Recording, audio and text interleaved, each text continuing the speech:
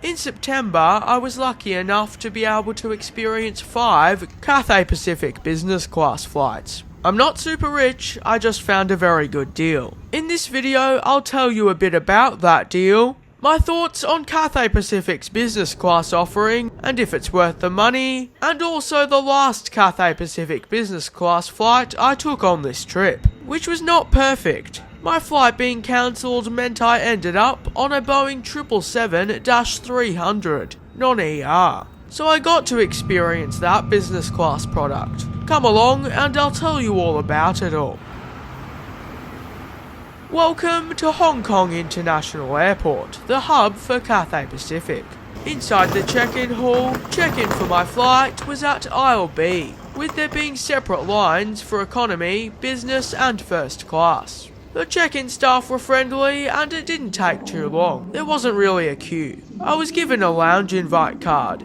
Security took roughly 8 minutes, so it was pretty quick. Airside in this area, because I think there's a few different security areas, there was a few takeaway places to get something to eat or drink. And this airport, of course, has plenty of options for everything from food and drink to high-end shopping. There was actually more people airside than I had expected, considering the time. With a Cathay Pacific business class ticket, I believe you can use any One World business class lounge. So I went to one of Cathay Pacific's lounges, the Pier Business Lounge, which is widely considered Cathay Pacific's best business class lounge here. I have gone through this lounge in detail before, so I won't take you through every single thing, but we will take a look at the selection for this morning. I loved the dim sum and noodle bar, and the tea room was cool as well. I loved the snacks in there. The dim sum buffet selection looked good, and the main buffet selection was also very good. The croissant I had was just okay, but the fruit and bircher muesli was nice. I also had some tom yum noodles, which was good. I love this lounge, I think it's just such a fantastic space. I was also excited to see that there was some USB-C charging. So, moving on to the cancellation, while I was in the lounge, I was notified that my original flight had been cancelled due to engineering requirements of the operating aircraft. Obviously a cancellation isn't ideal, but at least I was notified and I certainly don't want to fly on an unsafe plane. You seemed to be able to request a refund too, which is what I would expect. It seemed like I needed to call the call centre because I had unconfirmed sectors or something.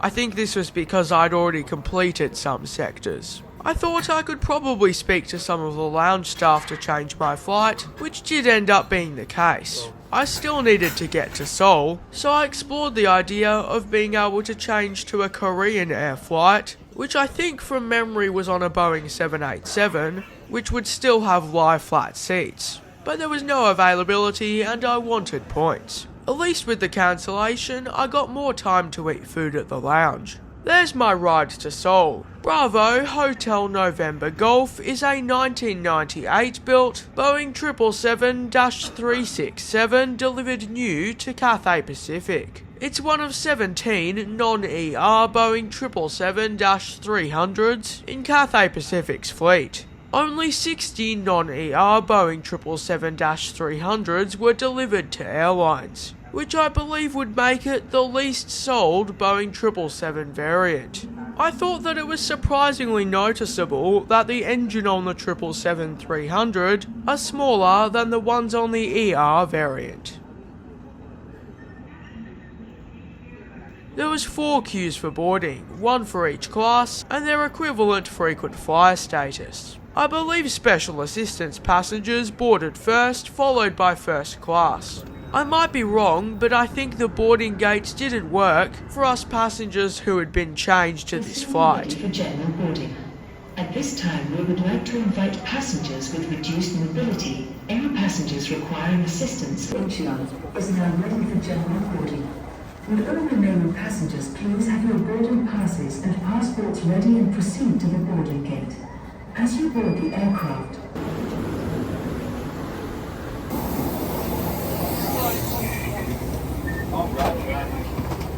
Welcome on board one of Cathay Pacific's Boeing 777-300s, featuring 42 recliner seats in a 232 configuration in business class. We'll take a look at economy later. This business class cabin, which is designed for regional flights, is definitely not as good as the business class on the A350, which my original flight was going to be on. My seat for this flight will be 17K.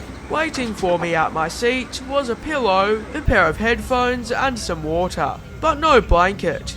Welcome drinks were offered soon after I got on board, with the options being apple juice, orange juice or water.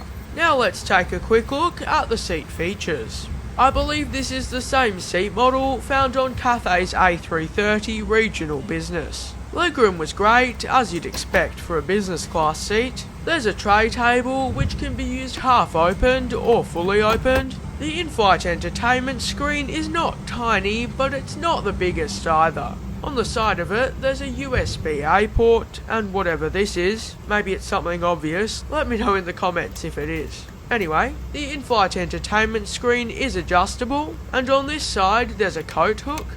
Just here, you've got some seat controls, and there's a literature compartment. I believe you could use these to store a water bottle or something.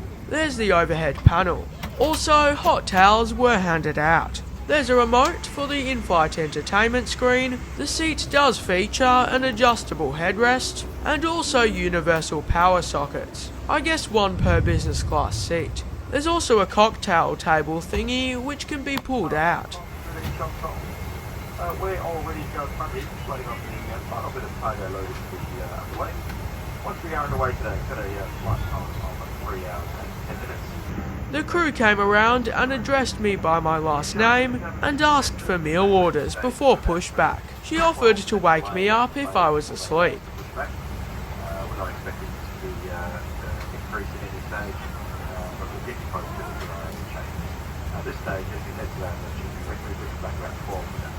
Be on the scheduled flight time due to get the hospital airport. Please settle into your seats and please sit back and enjoy the cabin. Good morning. Welcome aboard Cathay Pacific.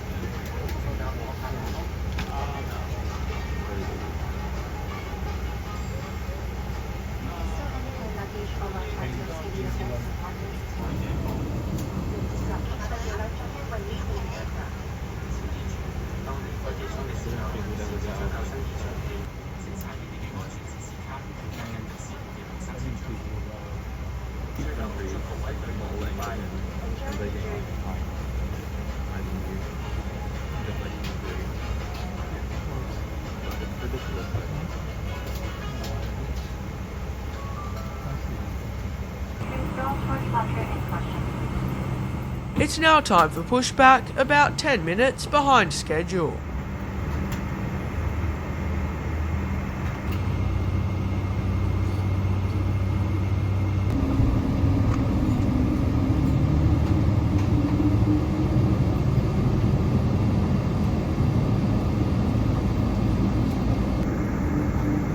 By the way, if you enjoy the content that I put out on my channel and this video so far and would like to see more of it, please consider liking and subscribing. It would help me to make more videos and would be so very much appreciated. But if you don't want to, that's completely okay.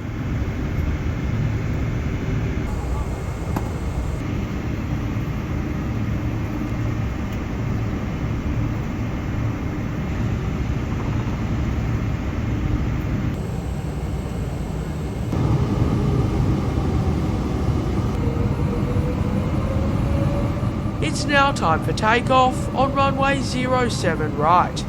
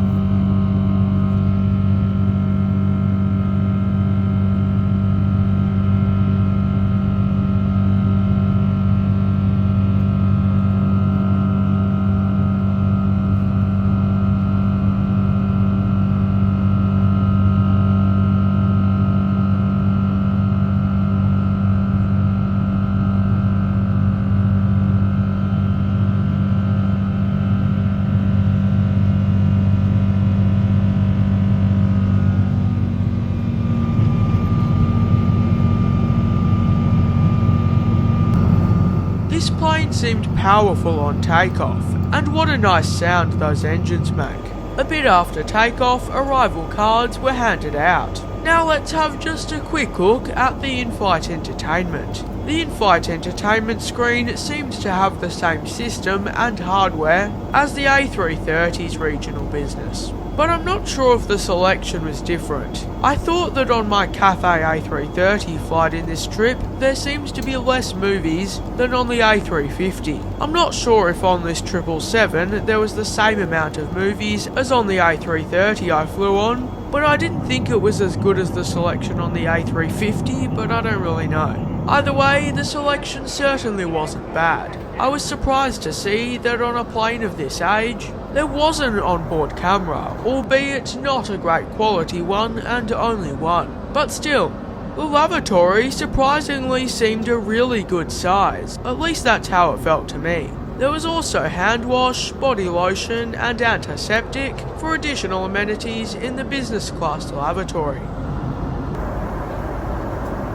The crew soon came around and laid out cloths on the tray tables. Also, it looked like blankets were available upon request. The starter for breakfast was seasonal fresh fruit, as well as fruit yogurt, and according to the menu, cereal was available as well. The fruit was nice and fresh. It was presented nicely, but I didn't think the portion was great. My yogurt was soon handed out. The crew later came around with warm pastries, with croissants, polenta rolls I think it was, or pandan danishes being on offer. Strawberry jam and honey was also on offer. Both pastries I had were tasty, not incredible, but still, the yogurt was nice. My starter plate was soon cleared and my main meal served, with myself having gone for the dim sum. I was given chopsticks, and I asked for soy to go with it. I'm not sure why the soy was sweet soy though. Chili sauce was also available. The dim sum, which according to the menu consisted of spinach siu mai, shrimp dumpling, asparagus dumpling, and chicken glutinous rice, were very good. The dumplings were tasty and I really enjoyed the sticky rice, or glutinous rice, which believe it or not was sticky. Once my dishes were cleared, I was asked if I wanted a drink. I went for a hot chocolate, which did the job. I will note that there wasn't really any milk in it. I later ordered a Cathay Delight, which was as good as always.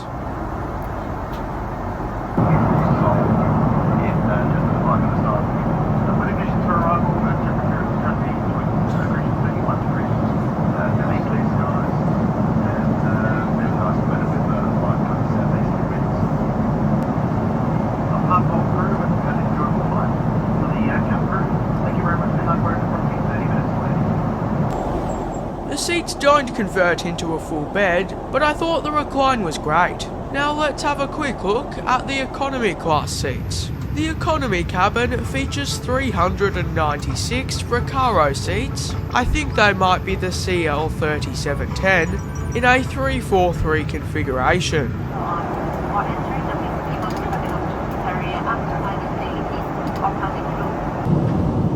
As we descend into Seoul, please allow me to conclude this flight with Cathay Pacific, as well as give you my thoughts on Cathay's business class as a whole based on the flights that I took on this trip, and tell you about the deal I got for those flights. Starting with just this flight, check-in in Hong Kong was good. The Pier lounge was fantastic. It was handy to be able to use the lounge to figure out what to do with the cancelled flight. I was emailed about the cancellation and was able to get on this new flight easily enough, and thankfully still in business class. So I think Cathay Pacific handled the delay fine. It's still not ideal that my original flight was cancelled, but I was happy to at least get to fly on the 777-300. Boarding was a good process, and once on board, the seat was basically the same as on the regional A330. But there was minor differences with the IFE screen, I thought. In my Cathay A330 regional business review, I said that I thought it was Cathay's worst business class product. And the reason why I think it's just slightly worse than on these 777s is because these 777s have a larger cabin. I think the lavatories are slightly bigger, and also the onboard camera. Unlike the regional A330 though, there are business class middle seats on this aircraft, so selecting a seat in advance is important if you want to avoid that. There was free Wi-Fi on board this aircraft, something Cathay recently introduced for its business class passengers. I thought it was a bit ironic how there was working Wi-Fi on this relatively old plane, but the Wi-Fi on both of my Cathay A350 business class flights didn't seem to be working. I thought that the breakfast service was overall great, but not outstanding. The cabin crew on this flight were amazing. They were very friendly, professional and attentive.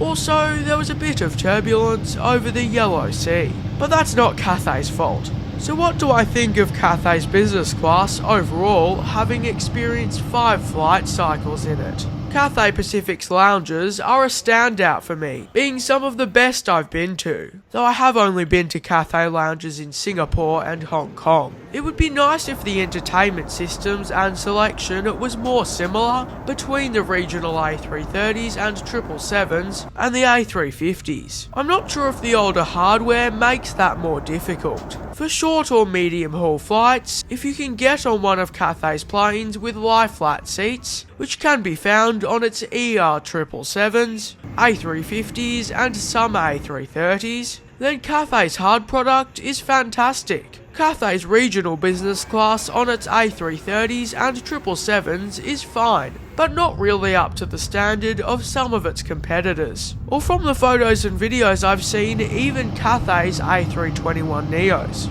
Cathay Pacific does have plans to replace its regional A330 business class seats with lie-flat seats, which are planned to debut in 2026. It was a bit annoying that the Wi-Fi wasn't working on the A350 flights I took, but it's certainly possible that I was just unlucky. I posted a story of this flight on my Instagram and asked how much of a difference free Wi-Fi makes to you, and almost half of the people who responded said a huge difference, with another 29% saying quite a lot. So based on that, having free Wi-Fi makes a big difference to a lot of people. So in my opinion, if an airline has working free Wi-Fi consistently, then that's fantastic. I thought that the lunch and dinner starter dishes were the best presented, with the main meals being the least. I wouldn't say that Cathay's business class strong point is the taste of its food. It's not bad, but it also wasn't amazing. I found the crew to be consistently great on these Cathay flights. Some of them were particularly amazing. Also, I haven't experienced it, but Cathay's new Aria suites look incredible. So overall, I think that Cathay Pacific offers a great business class product. I would think that I'd often pick Emirates business class over Cathay Pacific if it was the same price though. Keeping in mind this is the only airline I've flown in business class within Asia with, I think that while it may be up there, I doubt that Cathay would currently be Asia's best business class. For the deal I got though, I think it was absolutely 100% worth it. Which brings me to my last point. How much these flights costed? Well, about the equivalent of 1,300 Australian dollars or 830 US dollars. Not for each flight, for all of the flights. Seoul to Hong Kong to Singapore, Singapore to Hong Kong via Bangkok, and Hong Kong to Seoul, all in business class. This would have been one of the best deals I've ever come across. Working out at around, per flight cycle, 260 Australian dollars or about 166 USD. Just this flight from Hong Kong to Seoul alone though currently costs at least 1,400 Australian dollars, and I wouldn't say that that's worth it, for me at least, and especially not the Hong Kong to Singapore route alone, with it currently costing around 2,400 Australian dollars. Finally, apologies for the very long conclusion, I will note that generally Cathay seems to be quite punctual. And speaking of, we'll soon pull into the gate in Seoul, about 3 minutes behind schedule. But for now, please enjoy the rest of the approach and landing on Seoul Incheon International Airport's runway 16 right, I think.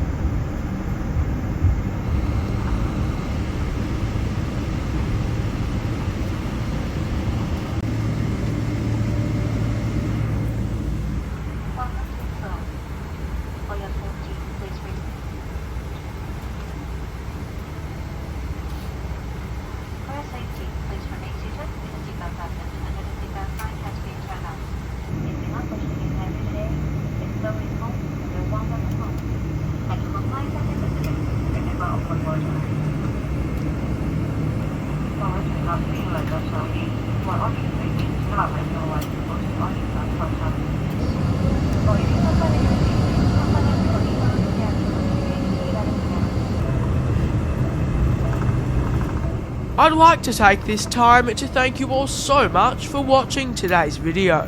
And if you have been, thank you so much for following along with these Cathay business class reviews. And as I've said before, I know I'm very lucky to be able to do these flights, and I'm so incredibly grateful to everyone who made it possible. Speaking of being grateful, thank you so much to all of my incredible Patreons for helping to make these videos possible. Their support is truly so much appreciated, and I couldn't do what I do without them, so thank you so much to them. Once again, I'd like to thank you all so much for watching. I hope you have an amazing day, and I look forward to hopefully seeing you in my next one next Saturday at 5 PM Melbourne time.